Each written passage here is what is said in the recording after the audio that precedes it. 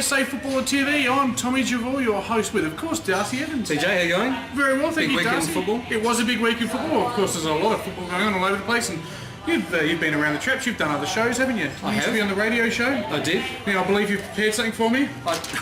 This is the bestest show by the bestest people. Let's not go giving prepared statements to people to read. It's a little bit immature, I think. But moving right along, mate. We are here. Off the cuff like we yeah, we like to go off the cuff, use our actual knowledge and our ability to speak English. Hello to our good friends out there who are listening and watching, no doubt. But we are here to talk about South Australian Amateur Football League Division 3 because it's exciting. And what do you know? It's your division. It's Flinders Park. Go. And where would Flinders Park be at this particular point in time? If everyone sees, we are currently on top after a big win over Golden Grove on the weekend. And full credit to Coach Dave Kennewell. Absolutely. I was doing the coaches forum the other night and he sought me out. He came and said, Tommy, I just want to say g'day.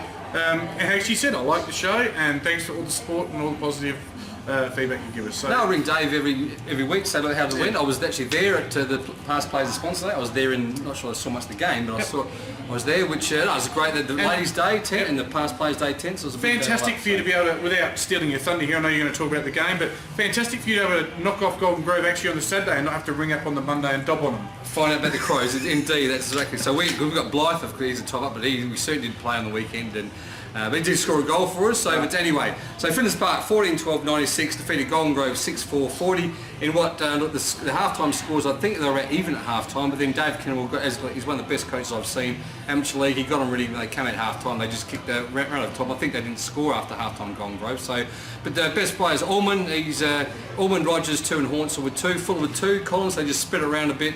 And then singles to 4 or 5 other players, then Golden Grove Blades with 2, and singles to 4 or 5 other players. So again, big win there. Best players for Flinders Park, Morrill, Thompson, Demont, Rogers and Collins. And for Golden Grove Gunning, Lepka, Shenton, Scudsy and Shepherd. So good to see Scudsy just quietly getting into the best players there. And it hasn't worked out for Golden Grove. They're now 2 games on a huge percentage off of 5th spot, so they need to lift and they need to lift in a hurry. But not as much as our good friends at Kilburn do because they, again, kicked a good score in 13-11-89, but unfortunately for them, Mitchum, and this is that Blue Athol reserve, smashed them. 22 goals, 13-1-45. That's 56-point win. For Kilburn, it was Gill and Stixhausen with 3, whilst McCallum kicked 2. A host of singles. Better players for Kilburn, O'Loughlin, Scotty Galbraith and Scally. Whilst for Mitchum, it was the Webster show, kicking 8 goals, whilst Rowe kicked 4, Wells 3, Mason 2, along with Geetenbeek, Clark, Webster and Rosewell, the better players there. And Mitchum have, well, they're making their mark. They've really, we questioned them staying up, but they stayed up 4-1 and making most posts to winner. And again, I was speaking to Kim Cotter, who's a life member at Kilburn. He said you can't see the half-time score, but there's only a few goals into half-time, and unfortunately, again, Kilburn just ran out of legs, and the Hawks just took on the game and won by a big margin. One thing, and we've talked about it plenty of times, the socio-economic area of Kilburn now is a different demographic, if you will. They don't have under-18s coming through that these clubs, like you've got your 2 under-18 teams, obviously my boys at Payne have got being very strong, Goodwood. Alfson, the A1 clubs. Yeah, they've all got their 18s coming through that top up their A's and B's and give them the run and create.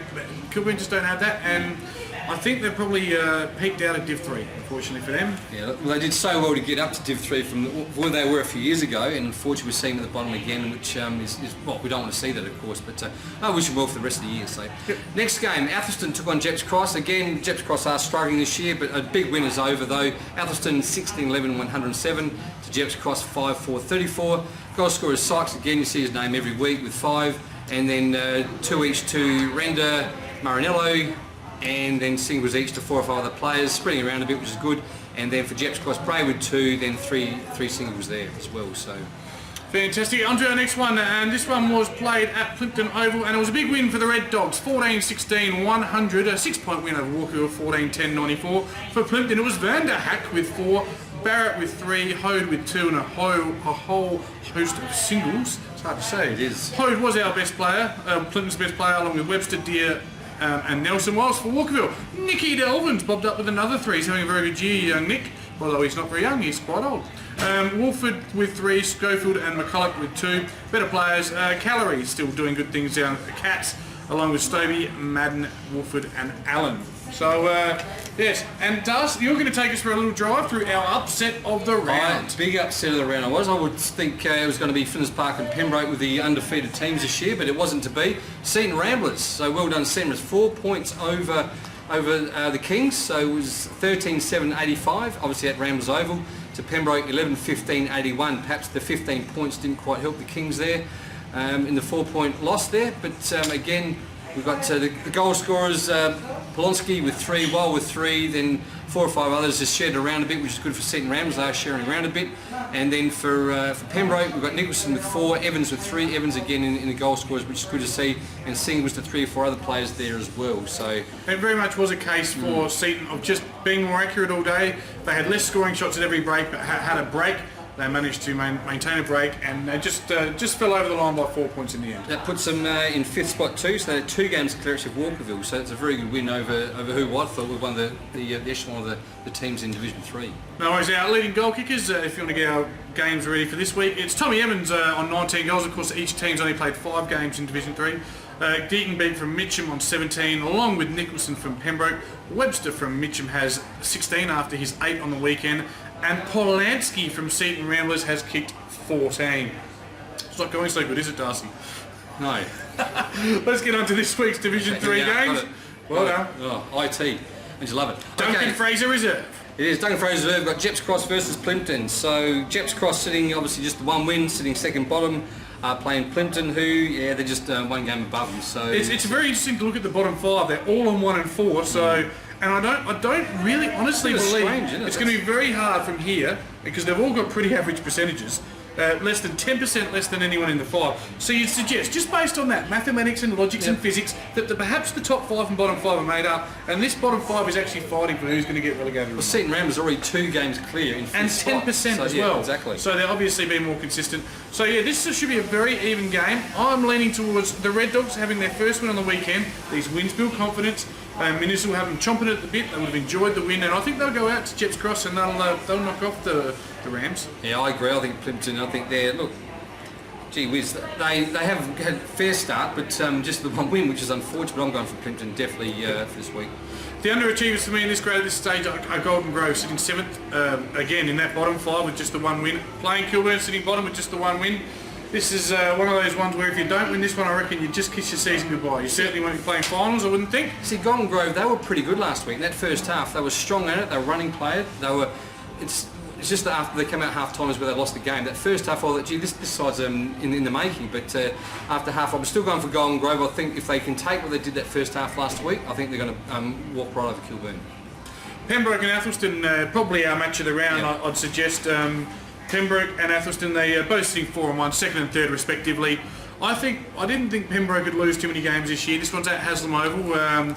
I think if there's a fit trees everywhere. If there's a fit Jimmy Allen on the move, first use will go to their forwards and they will get the chocolates.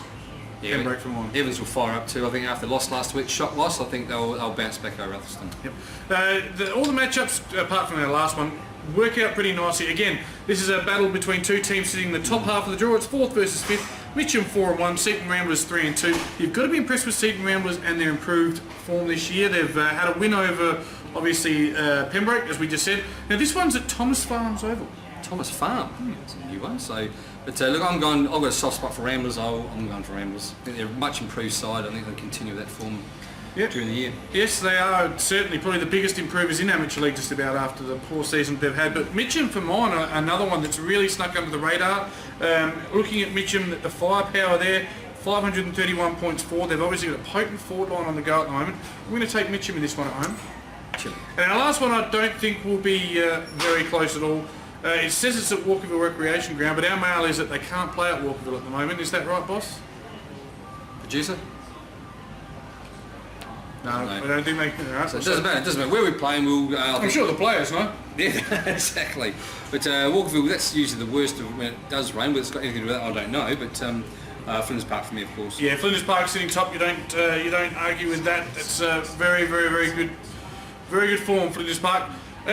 Thanks for watching the weekly roundup. Don't forget, if you'd like a live call at your games, it's been flashing up on the screen whilst you've been watching us. And to those that are watching, might have been offended by the start of the show, but we're just having a gentle dig at our Would you call them our competition? No, it's all good fun. It is all good fun.